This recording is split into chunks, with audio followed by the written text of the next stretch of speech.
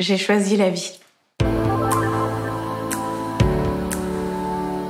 En 2018, mon fils aîné tombe gravement malade. En tant que maman, au-delà du fait qu'on est inquiet pour la santé de son enfant, la chose la plus difficile, c'est le fait d'être impuissante.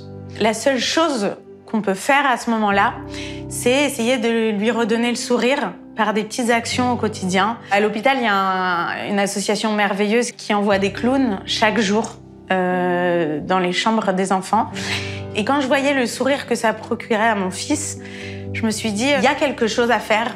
Un jour, j'arrive dans le salon des parents, je trouve un papa que je connaissais bien, complètement désemparé.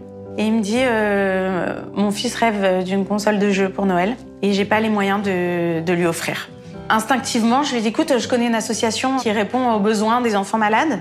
Cette association, évidemment, elle n'existait pas. Donc en sortant, j'ai tout de suite appelé mon ami en lui disant, il faut que tu crées une cagnotte où tu expliques la situation pour qu'on réunisse la somme nécessaire pour offrir cette console de jeu.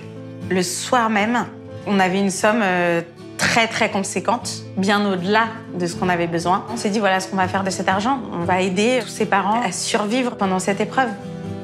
Avec l'association, on apporte une aide sur mesure aux enfants et aux familles. Mon fils, il a guéri et rechuté plusieurs fois. Donc j'ai passé 3 ans à l'hôpital à ses côtés. Malheureusement, il n'a pas survécu. Et je me suis dit que cette histoire, elle ne pouvait pas être seulement tragique et qu'il fallait qu'elle serve à quelque chose de joli. Et c'est la raison pour laquelle je me suis efforcée à faire vivre cette association qui était née grâce à lui.